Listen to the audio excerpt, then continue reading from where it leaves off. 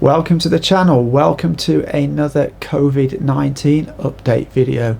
We've gained a lot of subscribers, a lot of new subscribers in the last few days, so welcome to you and welcome to all my regular viewers. It's 18 degrees Celsius today and it's raining. Right now the time is about 4:30 and I'm coming to you from Shenzhen in China. So first, some numbers. I'm going to put some graphs and charts on the screen now, and I'm just going to go through the sort of headline numbers. So the total amount of confirmed cases around the world is now 218,824, and there have been 8,810 deaths there. Italy is one of the worst affected countries at the moment, with in excess of 35,000. Iran have more than 17,000, Spain almost 15,000, and Germany now with over 12,000. The UK currently has 2,600 odd. The USA has 9,400 plus, Canada with about 700 plus, and Australia now has around 550 cases. It is obviously spreading very fast around Europe and other parts of the world. Here in China today we've hit a milestone in that we don't have any new reported local cases. The handful of cases that we do have are all cases that have been imported or come into the country from people travelling from abroad. So there's a couple of things I want to talk about today. The first thing is about the imported cases. Due to that, they've pretty much got the virus contained here in China. As I just mentioned, there's no locally transmitted cases. The authorities and the people here are getting increasingly concerned of cases coming in from abroad. Now, this is people visiting the country, but also a lot of Chinese nationals coming back from various parts around the world.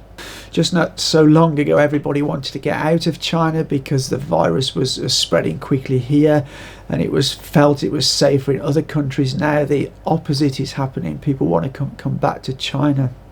Now, as a result of that, the authorities here have really ramped up the way they deal with this at ports. So if you look at major airports, they're now introducing a 14-day quarantine on people coming back. And this is not just for non-Chinese nationals, this is also for Chinese nationals as well. And I've got a story of a friend. He lives in China, but some 6 or 8 weeks ago he left China.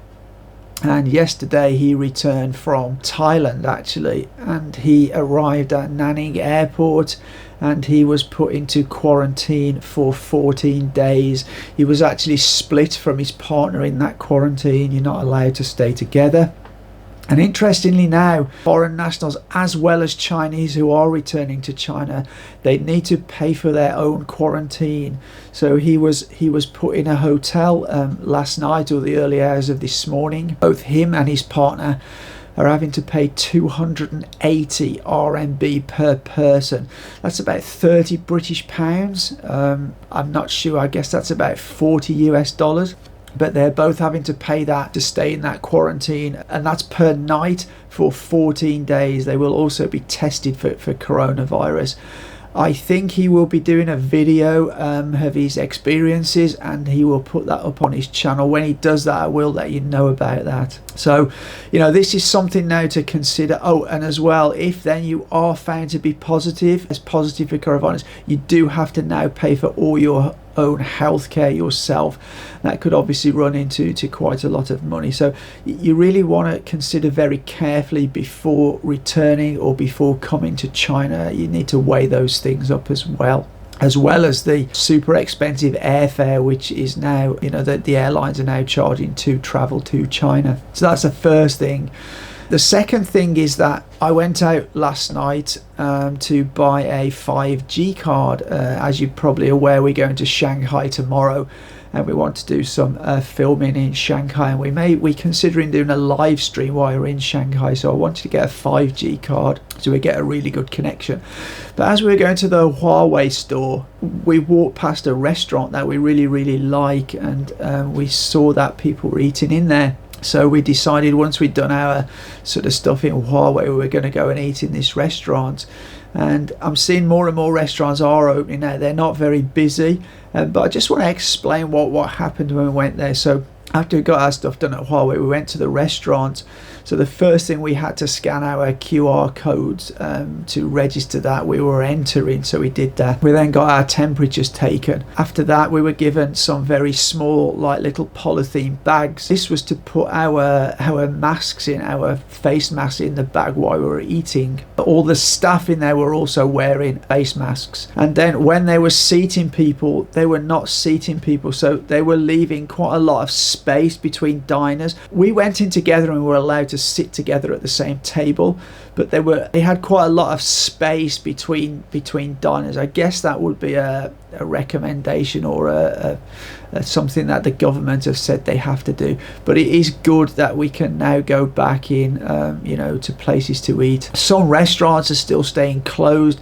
I believe each restaurant has to apply for a government permit to reopen and demonstrate that they can comply with all the sort of restrictions that they need to and all the things that they need to do. So that's really great. It was really nice to eat out. As I mentioned earlier, and as a lot of you will probably know, the virus now is raging through Europe, and Italy are the worst hit. Some official has said in Italy they're getting to the point where they won't be able to have, or they don't have the capacity to treat any more people. Their health service is just absolutely overwhelmed now. And that's very worrying. There's also some other worrying news coming out of Italy, is that they have, or some doctors have said, they are seeing younger people who are becoming very ill from this disease, people in their 40s, and I believe there's even a case of people in their 30s who are getting really ill from this disease. So as first thought it was something that affected older people, it now seems as that it can also affect younger people quite severely too. This brings me on to something I saw yesterday. I saw a social media post. It was a place in the UK called St Ives, a restaurant or a cafeteria or pub or coffee store or something like that. I don't actually know what it was, but it just showed that there's a picture of many people sitting outside. Nobody has a face mask on. I really can't stress out, you need to take this seriously. This disease will kill a lot of people, and you need to start taking it seriously. Wherever you can, quarantine at home. Don't go out unless you absolutely need to. Don't mix with other people. It seems to me that the government here had, quite stringent lockdowns, and yet I don't see that the people are doing that in other parts of the world, and that is very worrying. I also saw a similar picture in Florida of many people just on the beach there, as if it was just some kind of normal day and nothing's going on. That could be a problem. I just really can't understand this behaviour, to be honest. Now, the situation is far more under control here in China, but not in other parts of the world.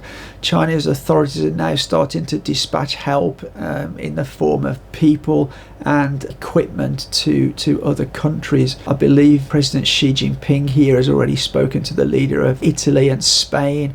Italy have already received equipment and people. I believe more equipment and people are being dispatched in the next days, and I think that's for Italy and Spain and other European countries. I sort of reading some reports that a number of European countries are closing their borders, and when certain European countries are appealing for help, that help is not that forthcoming from other European countries. Now, that may well be because they just don't have enough.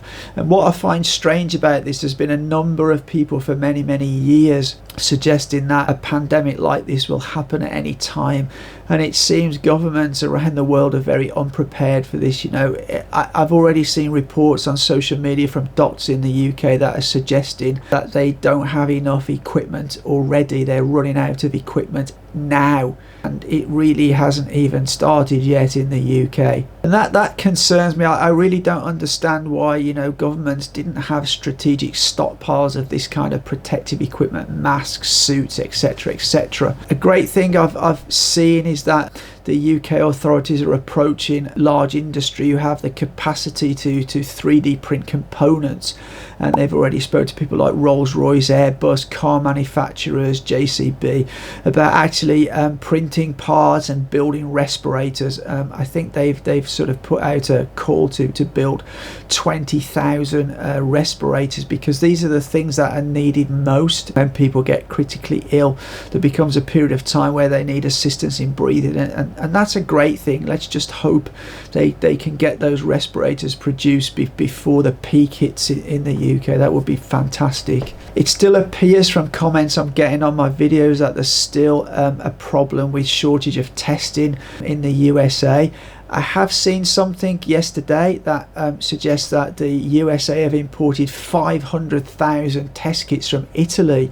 Now there's a sort of a turn of events if ever there was one. There's also a lot of concern. There are 60,000 homeless people within California. Now, when I read that statistic, I couldn't believe it. I couldn't believe a place like California has 60,000 homeless people. But there's a lot of concern that if the virus starts to spread amongst these people, that it's going to be a big disaster. So I really think the authorities in California should be stepping up to the plate and somehow putting something into place to be able to deal with all these homeless people if they do start to get sick. Going back to the UK, I've also been reading that there are some drastic measures going to be coming in the next couple of days. It seems as though schools are going to be closed imminently. It also seems that the police are going to get powers to detain and isolate people who do not comply with any orders that the government gives. Now that's interesting, because when that happened here there was a lot of finger pointing about human rights and so, but this is the only way that this virus can be contained, if people isolate and don't spread it around, and that's really, really important. And I've also heard some rumours that the army may be deployed onto the streets of some cities in case there is any sort of social disobedience or social unrest. I really hope that's not the case, and that would be horrible to see that, but I believe there is contingency plans to deploy the army just in case that is or happens. Large parts of the underground in London have already been shut down, and it's clear that a lot of people are taking this seriously by how empty a lot of the streets are in London. So far London's been one of the places that have been hit more than anywhere else, but I think, you know, you're just at the start of the curve here. These cases multiply, double or triple every sort of 5 to 7 days, so you know, you've really got to be vigilant. You've got to stay at home. Okay, so a lot of countries have announced massive financial packages to support businesses, and that I do sort of kind of happy about that, but I also think it's a bit of a slap in the face for ordinary people. A lot of these large companies like airlines, airline manufacturers like Boeing, a lot of these big companies, you know, have used most of the profits they've made over the last few years to buy back their shares. Because if they buy back their shares, there's less shares in the market, so that the price per share goes up. This then makes the executives of those companies look good. They then claim their huge bonuses, etc., etc. But as soon as some trouble starts, it means they don't have any cash available to deal with the situation, because they've used all that cash to buy the shares back to give themselves bonuses.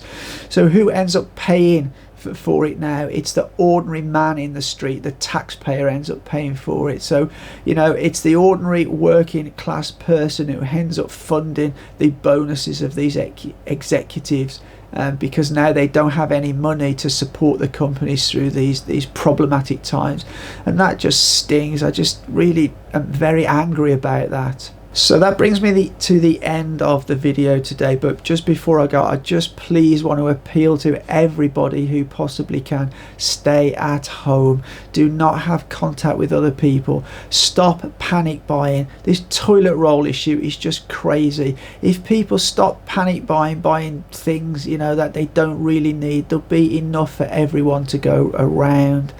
But only go out if it's absolutely essential. Don't crowd, you know, keep away from pubs or anywhere where people are gathering. You know, I've seen it firsthand here what can happen. It's hitting countries all around the world, and it's going to hit them like a train. So just, you know, do as much as you can to stop the spread. That's the only way you're going to get rid of this virus. Anyway, so if you like the video, please give us a thumbs up. It helps our algorithm get the message out there more. If you like the channel, please consider hitting that subscribe button, and if you want to be notified as soon as we release a new video, hit those bells. As always, I'll mention that these videos are still getting demonetized, so we earn a fraction, if anything, of what we should from them. So if you consider supporting us, that'd be great. Buy me a coffee, WeChat or Patreon. We really appreciate that support from each and every one of you. But anyway, I'll see you in a few days. We're off to Shanghai tomorrow, but for now, take care.